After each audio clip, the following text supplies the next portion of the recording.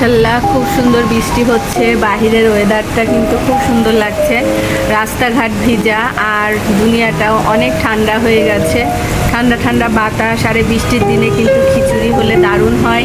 কে কে বাসায় খিচুড়ি রান্না করেছো অবশ্যই কমেন্টসে জানাবে। বিকালবেলা আর এদিকে ঘুম থেকে উঠে পড়েছি, এখন দুপুরে খাওয়া দাওয়া শেষ। আলহামদুলিল্লাহ আজকে দুপুরে ছিল ভাজা মাছ, ডিম ভাজা ছিল, সাথে ছিল ভাত, আর এদিকে ছিল মাছ ভুনা, আর এখানে আছে ধুন্দল দিয়ে চিংড়ি মাছ। আলহামদুলিল্লাহ আজকে প্রতিটা খাবারই কিন্তু দারুণ ছিল।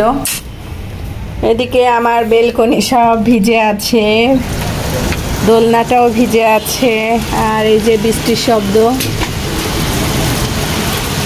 বাইরে রাস্তাঘাট সব ভিজা।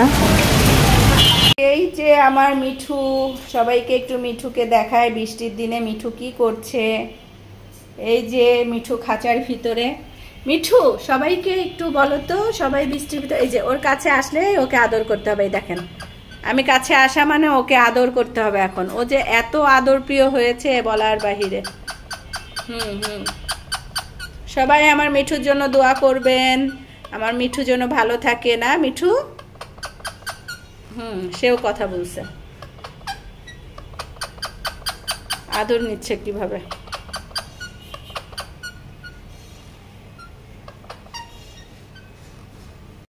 সময় এখন খুব ইচ্ছা করছে একটু চা খাবো, আর এদিকে আমার জন্য আমি একটু চা বসিয়ে দিয়েছি। যেহেতু আমি একা খাবো সেই জন্য অল্প পরিমাণে চা বসিয়েছি। আর আমি একদম ঘন দুধের চাটা খুব পছন্দ করি। আর এদিকে আমার মিঠুকে ছেড়ে দিয়েছি, এখানে আমি দেখি আমার মিঠু কোথায় আছে।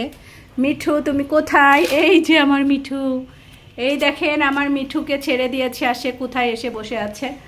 জানালার পর্দার আড়ালে সে বসে থাকতে খুব পছন্দ করে। না মিঠু?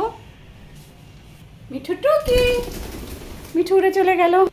টুকি মিঠু, মিঠুর সাথে এখন আমরা টুকি টুকি খেলছি। না মিঠু? আর এই ওখান থেকে এসে আমার কাছে এসে আমার ঘাড়ের উপর এসে বসে আছে। চলো মিঠু আমরা রান্নাঘরে যাই, একটু চা বানাই চলো। আর মিঠুকে কাঁধে করে আমি এখন চা বানাচ্ছি। মিঠু তুমি কি একটু চা খাবে? মিঠু একটু চা খাবে তুমি?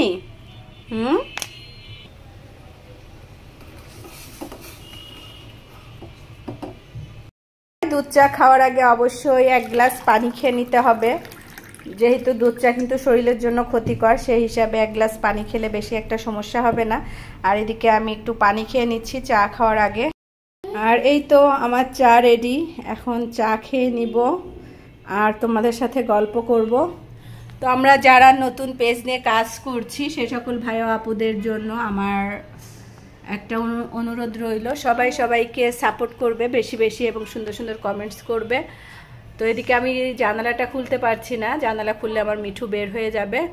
তো আশা করি আমার এই ছোট্ট একটা ভিডিও তোমাদের সবার কাছে ভালো লাগবে, আর ভালো লাগলে অবশ্যই ছোট্ট একটা লাইক দিয়ে আমার পাশে থাকবে, আমাকে সাপোর্ট করবে।